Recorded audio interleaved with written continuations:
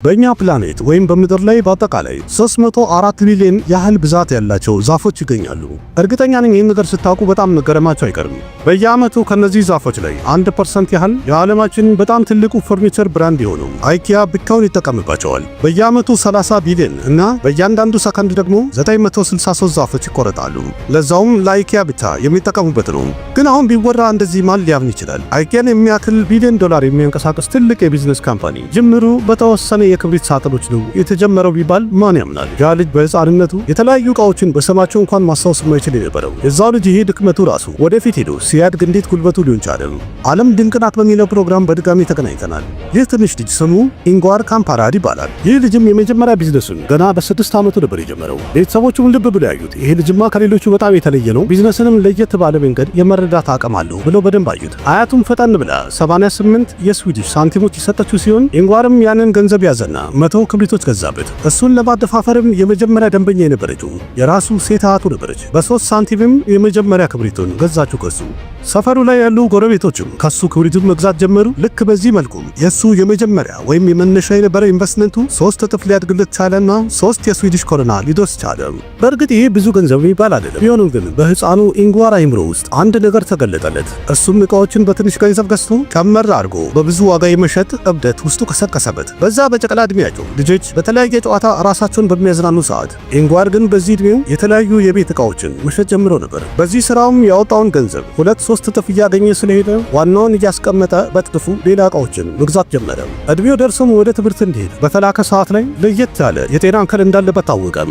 ያለበት ህመምም ዲስሌክሲያ የሚባል ሲሆን ይህ ህመምም ለመማርና ነገሮችን ለማስታወስ የሚከለክል የሚያስቸግር ነው። እንደዛ ቢሆንም ግን ኢንጓር ግን ትምህርት ቤት ውስጥም የራሱን ሱቅ ከፍቶ ነበረ። በትምህርት ቤት ውስጥም ለክፍል ጓደኞቹ እስራስ፣ ሰዓት፣ ላጲስ የመሳሰሉ ነገሮችን መሸጡን ሽቀዳውን ቀጠለበት። እንዲያውም በህይወቱ በጣም ተርፋማ የሆነበትን የመጀመሪያ ስራ የሰራውም እዛው ትምህርት ቤት ውስጥ 500 ሳንቲም በመሸጥ ነበረ በእስራሶቹ ምርጥ ጥቅም ያገኘው። ዕድሜውም 17 እንደደረሰም ትምህርት ቤት ውስጥ የነበረውን ግራጁዌሽን ያጠናቀቀ ሲሆን ከግራጁዌሽኑ በኋላም አባቱ ስጦታ ይሆናል ብሎ አንድ የንግድ ካምፓኒ ሬጂስተር እንዲያደርግ የሚያስፈልገውን ገንዘብ ሰጠው። በፈረንጆቹ በ1943ም ለመጀመሪያ ጊዜ ፍቃድ ያገኘውና ሬጂስተር የተደረገው ያ ካምፓኒ ስሙ አይኪያ ተብሎ ተሰየመ። ከዚህ ስም ላይ አይና ኬ የሚለው ኢንጓር ካምፓድ የሚለውን የሚገልጽ ሲሆን ኢ ደግሞ ኤንትራድ የሚለውን ስም የሚወክል ሲሆን ይህም የቤተሰባቸው ሰርኔም ነው። ይህ የሚለው ደግሞ አጉኒራድ የሚለውን ስም የሚወክል ሲሆን ይህም የኢንጓር የመንደሩ ስም ነው።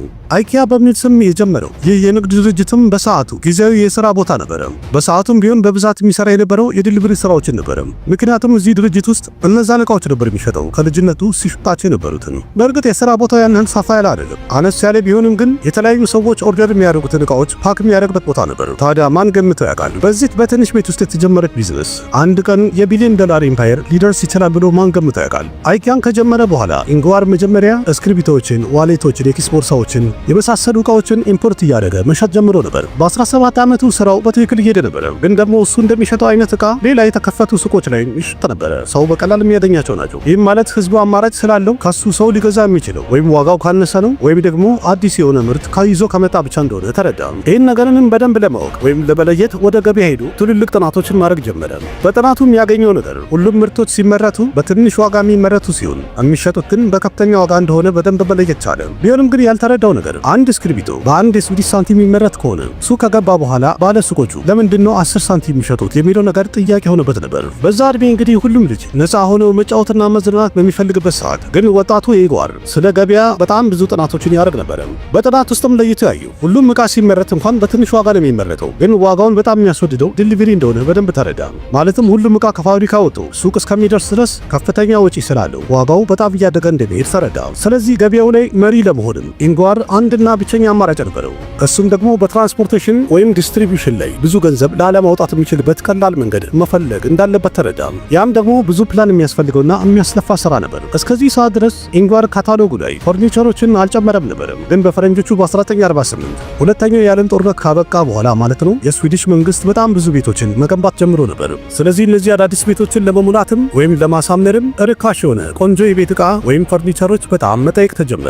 ስለዚህ ለኢንጓርም ካታሎጉ ላይ ፈርኒቸሮችን ለመጨመር ወርቃማ ጊዜ ነበረ። ቀስ በቀስም የሱ የፈርኒቸር ሽያጩ በጣም ብዙ ጠያቂ ስላለው ሌሎች ፕሮዳክቶች በአጠቃላይ እየጠፉ ሄዱ ለማለት ያስደፍራል። እሱም በየሰፈሩ እየዞረ የተለያዩ የእንጨት ስራ የሚሰሩ ሰዎችን ርካሽ የሆነ ፈርኒቸር እየሰሩ እንዲሰጡትና እንዲያቀርቡለት ማስማማት ጀመረ። እነሱም ፈጣን አድርገው በብዛት ስለሚያመርቱለት ኢንጓርም ከፍተኛ ጥቅም ማግኘት ቀጠለ። ቀደም ብዬ ወይም መጀመሪያ ላይ እንዳወራሁትም ኢንጓር ዳይላክሲያ የተባለ አንድ ህመም አለበት። ስለዚህ ካታሎግ ላይ ያለውን የፈርኒቸሮቹን ኮድ ደግሞ ማስታወስ አይችልም። ለእያንዳንዱ ዕቃም ቀለል ያለ ስም ሰጠው። ምክንያቱም ሰዎች ባዘዙ ሰዓት ላይ በቀላሉ ማስታወስ እንዲችል እንዲረዳው ብሎ ያደረገው ነው። ካታሎጉ ላይ ቀየራቸው። ካታሎጉም ደግሞ በሚታይ ሰዓት ከጎኑ ወይም ከስሩ የሚታየው ኮድ ሳቡን ለየት ያለና ትኩረት የሚስብ አሪፍ ስም ተሰጥቷቸው መታየት ጀመረ። ይህ ነገርም በጣም እየገረማቸው ደንበኞቹ ለማዘዝ እየቀለላቸው ሄደ። ይህ በእርግጥ ሲታይ ቀለል ያለ ነገር ይመስላል፣ ግን የአይኪያን የሽያጭ ደረጃ በአንድ ጊዜ ከፍ እንዲልና ጣራ እንዲነካ ያደረገው ዋና ነገር ነበረ። እንደሚታወቀው ሁሉም ካምፓኒ አንደኛው ከሌላኛው አነስ ያለ ዋጋ አቅርቦ ገበያ ላይ ተወዳዳሪ መሆን ነው የሚፈልገው። ግን ሁላችንም እንደምናውቀው ዋጋ ቀነሰ ማለት ጥራትም አብሮ እየወረደ ይሄዳል። በእርግጥ በሰዓቱም ብዙ ካምፓኒዎች እንደዚህ አድርገዋል። በዚህ ስራቸው የተነሳም በጣም ብዙ ካምፓኒዎች ስማቸው ጠፍተዋል፣ እቃቸውን መሸጥ አቅቷቸዋል። በዛ ሰዓትም ኢንጓር የአይኪያን በጣም ትልቅ ስቶር አንድ ብሎ ለመጀመርና ለመክፈት ያሰበበት ሰዓት ነበረ። በዚህ ስቶርም የተለያዩ ፈርኒቸሮችን ሰዎች በአካል መጥተው እንዲያዩት ስቶርም ያደረገበት ነበር። ይህን በማድረጉ የዲሊቨሪ ወጪ በጣም ይቀንስለታል። ምክንያቱም እያንዳንዱ ደንበኛ ወደ ስቶሩ በመምጣት የሚፈልገውን ዕቃ መርጠው ይዞ መሄድ ይችላል ማለት ነው። ሁለተኛው ደግሞ በሜል ኦርደር በሚያደርጉ ሰዓት ላይ ወይም በፖስታ ሲያዙ የማይተማመኑና እርግጠኛ የማይሆኑ ሰዎች ቀጥታ ወደ ሱቅ በመምጣት የሚፈልጉትን መርጠው አይተውና አምነው ገዝተው መሄድ የሚችሉበትም ቀላል አማራጭ ነበረ። ለማርኬቲንግም ደግሞ እንዲሆን ብሎ ኢንጓር እዚሁ ሱቅ ውስጥ ስዊዲሽ ውስጥ በጣም ታዋቂ የሆነ በልስ የሚባለውን ዳቦ ለደንበኞቹ መስጠት አሰበ። ያ ጣፋጭ ዳቦ ነበረ። በፈረንጆቹ በ1953 የአይኪያ የመጀመሪያው ስቶር በተከፈተ ሰዓት ከታሰበውና ከተገመተው በላይ ከፍተኛ የህዝብ ቁጥር ሊታይ ይችላል። ግርግሩም ኃይለኛ ነበረ። ከ1000 በላይ የሚሆኑ ደንበኞች ከስቶሩ ውጪ ሰልፍ ይዘው የታዩ ሲሆን ዋና ምክንያቱ ደግሞ የስዊዲሽ መንግስት ባዶ ቤት ያስረከባቸው ህዝቦች ቤታቸውን በእቃ መሙላት ግዴታ ስለነበረ ነው። ምክንያቱም ሁሉም ስለሚፈልግ ማለት ነው። ኢንጓር ሱቅ ልፈት ያለበት መንገድ በትክክል ሰርቶለት ነበረ። ካታሎጎቹን በተለያየ መልኩ በፖስታ መላኩ እንኳን እንደተለመደ ነው፣ ግን ፊዚካል ስቶር ስላለ በአካል ለማየት ደንበኞች ቀጥታ ወደ ስቶሩ ይመጡ ነበረ። ከኦርደሩ ይልቅ በአካል የሚመጣ ሰው እየበዛ ሄደ። በዚህ ሰዓት ላይ የመጀመሪያ ሜል ካምፓኒ ነው ፊዚካል ስቶር መክፈት የቻለ። ኢንጓርም እዚሁ ከስቶሩ ጭምር በዛ ውስጥ አንድ የዋና ገንዳ ያሰራ ሲሆን በዛም የተነሳ ከተማው ላይ አይኪያ ማለት አንድ መዝናኛ ቦታም እየሆነ ሄደ። ብዙ ሰዎችን በረፍት ቀናቸው ወጣ ብለው ለመዋኘትና ለመዝናናት ቢመጡም ሲወጡ ግን የሆነ ነገር ገዝተው መውጣታቸው የተለመደ ሆነ። በዚህ ሰዓት ላይ አይኪያ ወደ ስኬት በፍጥነት እየተንጠላጠለ እየወጣ ነበረ። ግን ኢንጓር ያልተረዳውና ያላወቀው ነገር ሌሎች አነስ ያለ የፈርኒቸር ሱቅ ያላቸው ሰዎች በመንገዱ ላይ ትልቅ እንቅፋት ይዘውበት ሊመጡ እንደሆኑ ጭራሽ አላወቀም ነበር። በፈረንጆቹ በ1950ዎቹ አይኪያ በጣም በፍጥነት እያደገ ነበረ። ይሄ ነገር ደግሞ ስዊዲሽ ውስጥ ያሉ የተለያየ ፈርኒቸር አምራቾች አልተዋጣላቸውም። እነሱ ደግሞ የድሮውን የሜል ኦርደር ሲስተም ነበር የሚጠቀሙት። ቤት ለቤት ማድረስም ስላለባቸው ተጨማሪ ወጪ ስላለ ልክ እንደ አይኪያ ርካሽ ዋጋ ማስቀመጥ አልቻሉም። ስለዚህ ውድድሩ ከብዷቸው ነበረ። እነዚህ ፈርኒቸር አምራቾችም አንድ ላይ በመሆን አይኪያን ለማስቆምና ለመጣል የሚችሉትን ያህል ተጣጣሩ። መጀመሪያ ልብ ያሉት አንድ አዲስ ምርት ለገበያ እንደቀረበ የአይኪያ ስቶር ውስጥ በጣም ግርግር ይበዛ ነበር፣ ብዙ ሰው ይመጣ ነበር። የዚህ ዋና ምክንያቱ ደግሞ ሌሎች ስቶሮች ካታሎግ ይዘው ነበር የሚቀመጡት፣ ግን የአይኪያ ስቶር ውስጥ ወይም ሱቅ ውስጥ በትክክል በአካል የተቀመጡ የተለያዩ ፈርኒቸሮችን ማየትና ማማረጥ ይቻል ነበር። ከዛም ቀጥለው እነዚህ ሰዎች አንድ ላይ በመሆን ካታሎግ ላይ ዋጋ ይጻፍ ብለው ክልከላ እንዲደረግ አደረጉ። ዋና ምክንያቱ ደግሞ ከሁሉም ያነሰ ዋጋ ያለው የአይኪያ ስለሆነ ነው። በመቀጠል ደግሞ አይኪያ ራሱን ችሎ ትልቅ ኤግዚቢሽን ሊያዘጋጅ ቻለ። ይህን ደግሞ የሚያስቆመው ወይም የሚከለክለው ማንም አልነበረም። ይህ ነገር ስላናደዳቸው ሌሎቹ ነጋዴዎች ለአይኪያ የተለያዩ ምርት የሚያቀርቡ ሰዎችን ፈልገው የዛቱባቸው ሲሆን ለአይኪያ አንድ ዕቃ የምትሰጡ ከሆነ ፈርኒቸሮችን እኛም ደግሞ እናንተን የምናዛችሁና የምናሰራችሁን ጠቅላላ እናቆማለን አሏቸው። ስለዚህ አምራቾቹም ፈሩና ለአይኪያ የተለያየ ዕቃ ማቅረብ እምቢ አሉ ወይም ከለከሉት። ይህም እንግዲህ ኢንጓርን ቀጥታ ያጠቁበት መንገድ ነበረ። በሰዓቱም ቢሆን የአይኪያ የገበያ ሽያጭ ላይ ትልቅ ጉዳት የፈጠረ ክስተት ነበረ። ቢሆንም ግን በሰዓቱ ኢንጓር ምን አይነት መንገድ ሊፈጠር ቻለ? ፈርኒቸር አምራቾች በአጠቃላይ ለአይኪያ ዕቃቸውን ለመሸጥ እንዲገደዱ ያደረገ ክስተት ሆነ። በሰዓቱ አንድ ነጋዴ ለአምራቾቹ ዕቃውን ከሸጠ በኋላ ወይም ከ3 ወር በኋላ ነበር የሚከፍለው። አይኪያ ግን በሰዓቱ ዋናው ሲያደርገው ወይም ኢንጓር የተናገረው በ10 ቀን ውስጥ ብቻ እንከፍላችኋለን አለ። ስለዚህ አምራቾቹም ይህ ነገር ስለተመቻቸው በድብቅ በማታ ጨለማን ተገን አድርገው የተለያዩ ምርቶችን ለአይኪያ ማቅረብ ጀመሩ። በዚህ መሃልም አይኪያ የራሱን የተለያዩ ዲዛይኖችን የፈጠረ ሲሆን ብዙ ቃለ ገዛ ደንበኛም ደግሞ ቦነስ የሚሆን ለየት ያሉ ወንበሮችን ማሰራት ቻለ። ይህ ነገር በሌሎች ነጋዴዎች አይምሮ ላይ ከነጨራሹ ያልነበረ ክስተት ነበረ። ልክ እንደዚህ በጋራ ሆኖ አይኪያን ቢገፉትም ግን ይህ መገፋት አይኪያን ደካማ ሳይሆን ያደረገው እጅግ በጣም ጠንካራ አደረገው። ይህም ማለት ኢንጓር ጠላቶቹ ከሚሰነዝሩበት እያንዳንዱ ጥቃት እየተረፈና እያመለጠ ሊሄድ ቻለ። በዚህ መሃል ግን አንድ ቀን የአይኪያ አንድ ሰራተኛ ደንበኛቸው ጠረጴዛ ከገዛ በኋላ መኪና ውስጥ ሊያስገባ ሲሞክር ጠረጴዛው መኪና ውስጥ ሊገባ አልቻለም፣ ምክንያቱም መኪናው አነስ ያለ ነበርና። ይህ ሰራተኛም አንድ ሐሳብ የሰጠው ለምን እግሩ ለብቻ አይወልቅም አለ። የሚቀርበው ነገር ግን ይህ ሐሳብ የአይኪያን የወደፊት ተስፋ በአጠቃላይ እስከ መጨረሻ ድረስ የቀየረ ክስተት ሆነ። በሰዓቱ የጠረጴዛው እግር በቀላሉ ወልቆ መልሶ መገጠም ይችል ነበር። ግን ይህን ነገር ካየ በኋላ ኢንግዋር የቢዝነሱ የጀርባ አጥንት ወይም ምሰሶ እንዲሆን ማድረግ ቻለ። ፍሊፕ ፓክ የሚባሉት ፈርኒቸሮች ከመጡ በኋላ በድጋሚ የሚገጣጠሙ ማለት ነው የአይኪያ ፈርኒቸሮች በጣም ተመራጭ የሆኑ ሄዱ። በዛ ላይ ደግሞ እቃዎቹን ትራንስፖርት ማድረግም ሆነ ስቶር ማድረጉ በጣም ቀላልና ርካሽ አደረገው። የመሰባበርና የመውደቅ አደጋም እየቀነሰ ሄደ። በዛ ላይ ደንበኞች በቀላሉና በሰላም እቃቸውን ወደ ቤት ይዘው መሄድ ቻሉ። በዛ ላይ በዕለቱ እንደገዙ ራሳቸው ይዘው መሄድ ቻሉ። በዚህ ደግሞ አይኪያ ብዙ ወጪውን እየቀነሰ ሄደ። እቃዎቹንም ቶሎ ድሊቨር ማድረግ ጀመረ። ደንበኞችም ፈርኒቸራቸውን ወይም የቤት እቃዎቻቸውን ራሳቸው መልሰው የሚገጣጠሙት ሲሆን ይህን በማድረጋቸውም ከቤት እቃቸው ጋር ያላቸው የስሜት ግንኙነት እየጨመረ ሄደ። ይህ አዲስ መንገድ ምን ያህል ቫይራል ሆነ በሰዓቱ በጊዜው ህዝቡ እንዳለ አይኪያ አፌክት ብለው ጠርተውት ነበረ።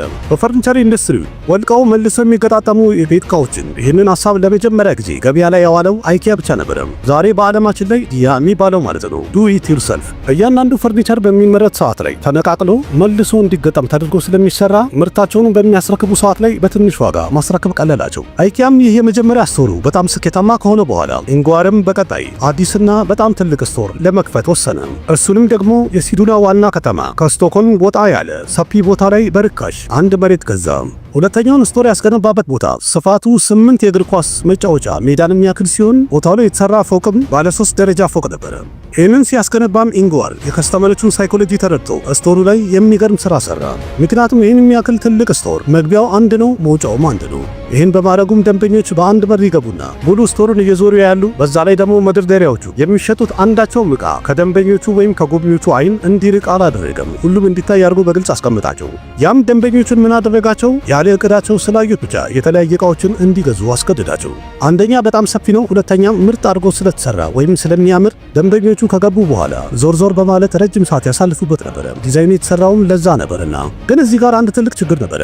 እሱም ከሰዓት በኋላ እንዳለ ስቶሩ ባዶ ይሆን ነበር። ኢንግዋርም ጉዳዩ ምን እንደሆነ ባጣና ሰዓት ላይ ደንበኞች ጠቅላላ ምሳ ሰዓት ሲደርስ ለምሳ ነበር የሚወጡት፣ ግን የሚመለሰው በጣም ጥቂት ሰው ነበረ። ምናልባትም ብዙዎቹ ራሳቸው አይመለሱም ነበር። ስለዚህ ፈጠን አለና ብልጡ ኢንግዋር የአይኪያ ስቶር ውስጥ ተለቅ ያለ ሬስቶራንት ከፈተ።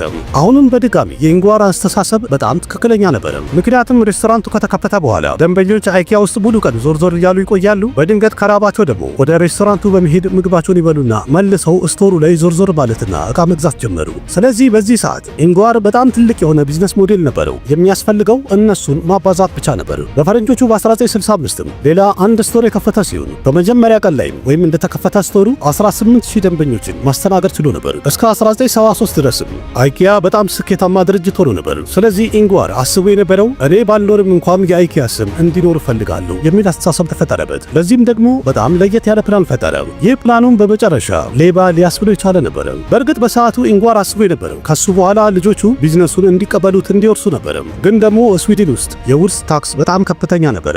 ድሮ ስዊድን ውስጥ በውርስ የሚገኙ ንብረቶች ላይ ከፍተኛ ታክስ ነበር። ከዚህ ችግርም ለማምለጥ ኢንግዋር በዓለማችን ላይ አሉ የተባሉ ጠበቃዎችን ቀጠረ። ሁሉም እያማከሩ ይሰሩ የነበረው ወይም ተልኳቸው ዋናው አይኪያን ከዚህ ከፍተኛ ታክስ የማዳን ስራ ብቻ ነበር። በ7 ዓመት ውስጥም እነዚህ ጠበቃዎች አንድ ላይ በመሆን ከውርስ ታክስ አይኪያን ለማዳን ሼር ካምፓኒዎች፣ የተለያዩ ፋውንዴሽኖች እናም ገለልተኛ ተቋሞችን መሰረቱ። በመጨረሻም ውጤቱ የአይኪያ ጠቅላላ ስትራክቸሩ እጅግ በጣም ውስብስብና ከባድ ሊሆን ቻለ።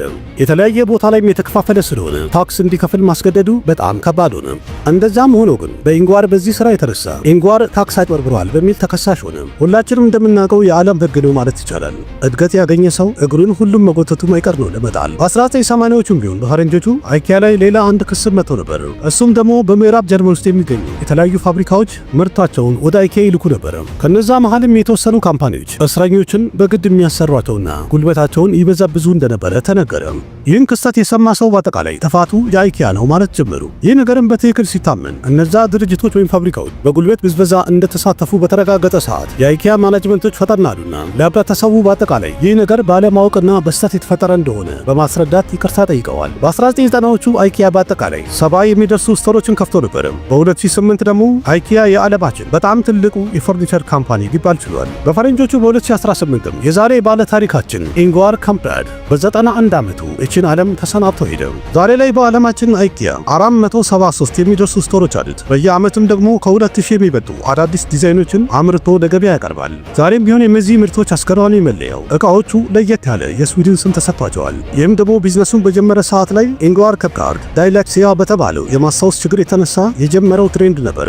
ይህን ያህል ዓመት ለየት ብሎና ተወዳጅ ሆኖ እንዲቆይ ያደረገው አንድ ህመም ነበረ። ይህ ታሪክ የሚያሳየንም እንትን ያመኛል እንትኔን ደከመኝ ብለን ከመሳነፍ ይልቅ ያንን ምክንያት አድርገን መጠንከር እንዳለብን በደንብ ያስተምራል ብዬ ያቀረብኩት። ታሪኩ በደንብ ሞቲቬት እንዳደረጋችሁ እርግጠኛ ነኝ። ከተመቻችሁ ቪዲዮ ላይክ አድርጉ፣ ቻናሉን ሰብስክራይብ አድርጉ፣ ሼር እያደረጋችሁ ተደራሽነቱን እናብዛው። እንደተለመደው የሚያነቃቃና የሚያበረታታ ኮሜንታችሁንም ያለ ትዕግስት እጠብቃለሁ። ልክ እንደዚህ አስደናቂ የሆነ ምርጥ ቪዲዮ ይዤላችሁ እስከመጣ ድረስ አቅራቢያችሁ ቃሲም መካ ነበርኩኝ። ደህና ሁኑ። ባባይ